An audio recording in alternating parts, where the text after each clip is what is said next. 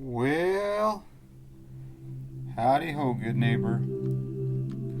Today we're back at the Alameda Naval Base.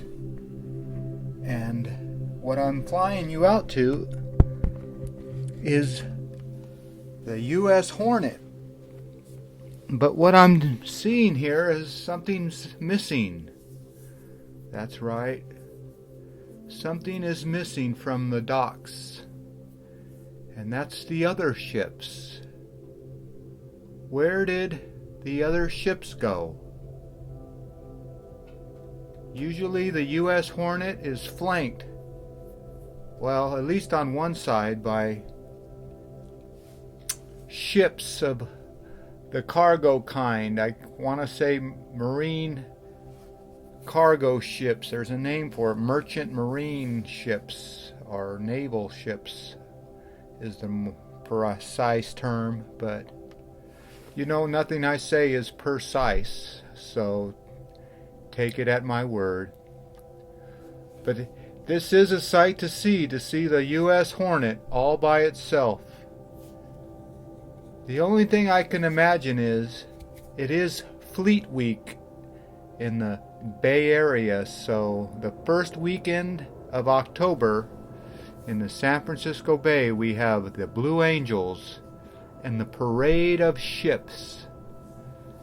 So if you hear any jets in the background, I do apologize. They're having an air show in San Francisco, but they take off right out of Oakland, which is right next to Alameda.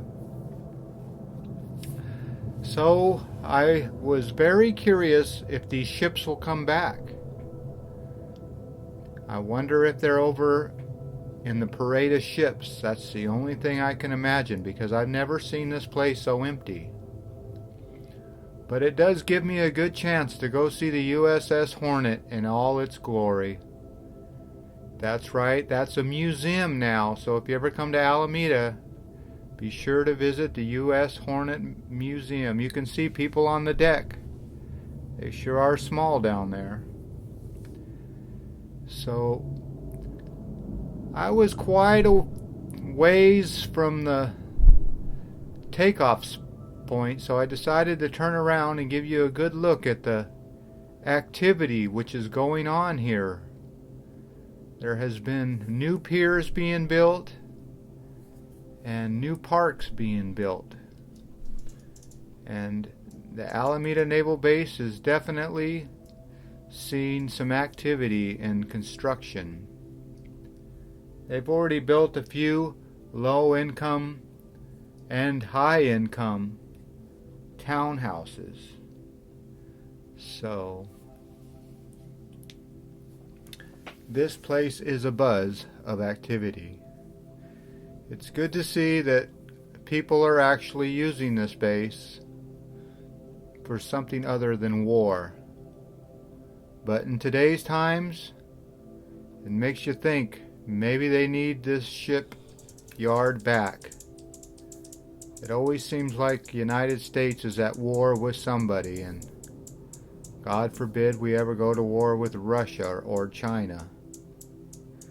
They say that our country is so obese that we can't even have people recruit anymore, much less try to put the phone down. Can you imagine being a new recruit in the Army and having to put your phone down and listen to somebody yell at you? Well, no wonder the recruitment is so low, because you can't yell at people anymore, and maybe that's a problem. I know for a fact that when you go to this base, you can see that the new park is fenced off right there, and you can see the new townhouses. But there is much more to come. You can see the dirt has been tilled and the pile driver will come out. So there is businesses here, and there's the Palladium with the soccer field right next to it. And inside, well, they have all kinds of indoor activities, and I'm sure a soccer field or two inside. But it was right about here I got behind this building and I completely lost connection with my drone. So you will see a jerky move from me because the screen went black. And that's why you buy these DJI drones, because if you ever do lose connection, well, they'll come right back. And it's right about here that I lost connection, and I said, oh boy, lift up and get some signal. And sure enough, the old bird got its signal back. So I decided to fly a little bit closer to where I was. These things will fly far away if you're out in the country, but in the city there's so much radio activity in the air that you could lose direction and connection. But that's the good thing about these drones is I've never lost one yet. Knock on wood here. That was my head. So you always get what you pay for, and if you buy a cheap drone, well, that thing probably might have flown away, but you always got to use that sixth sense too, that something is not right.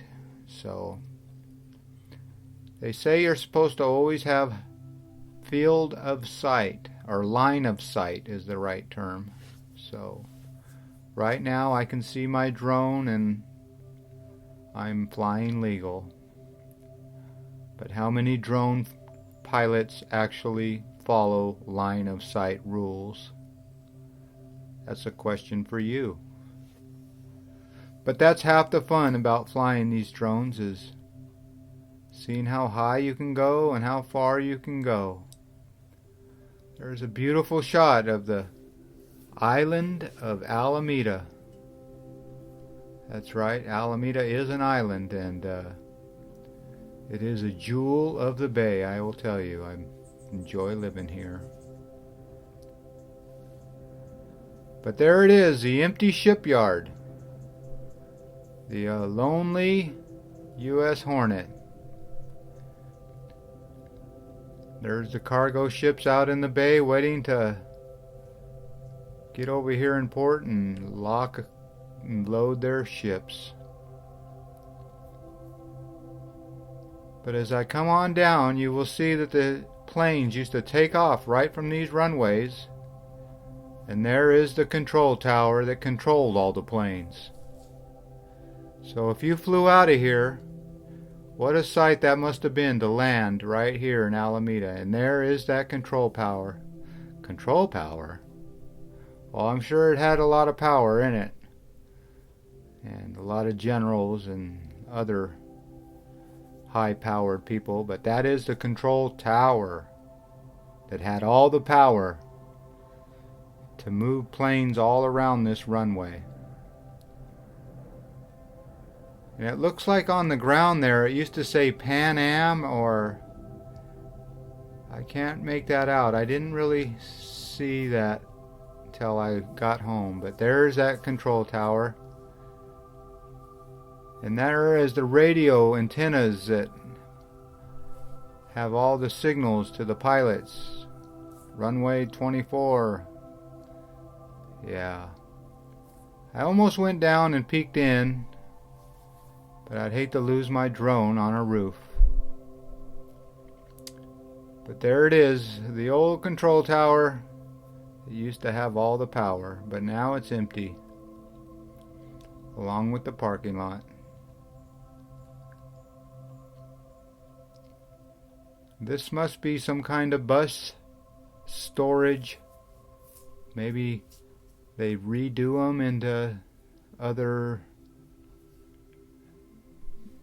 I don't know what they do with those buses, but I can only imagine that they're there to be worked on. Maybe they pull them into the hangar there. I don't know.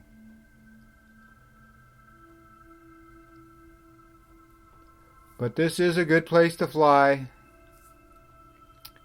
And thankfully it's not a good place to die. It's all shut down now and no more soldiers live here. Well, I'll take that back. There's a big encampment, a homeless encampment, right outside the gate that it keeps growing, right by the Alameda Ferry.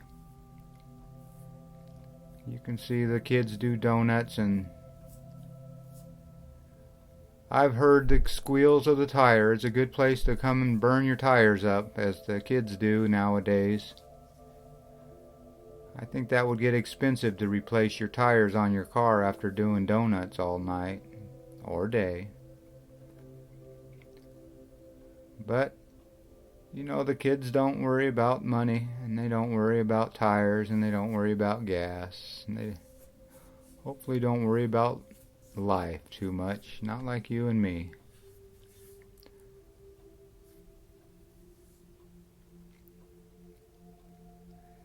I always like to follow the bikers and get a little action, even with the shadows down there, but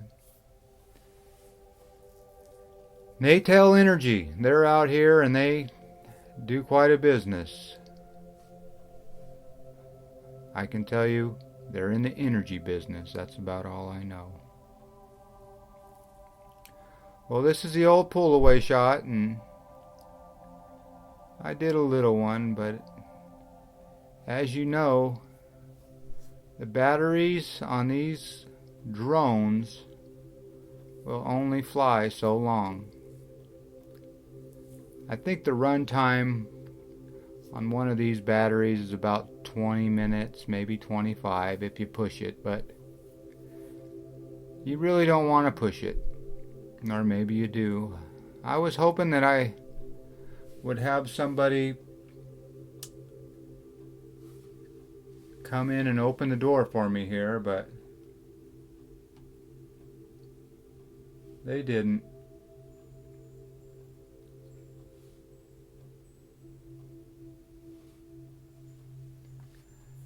Well, there you go, a close-up of the hangar door. Complete Coach Works. That's what those buses are doing there. They're getting pulled in and getting a complete workout. Maybe they tear them down from top to bottom, I don't know. Well, there you go. Where did all the ships go? I hope they're just out to see the Fleet Week over there in San Francisco, and hopefully they'll come back and I'll get some footage of them next time. Well, as always, I want to thank you again for coming along with me on these Where Did the Ships Go adventures. You know the drill.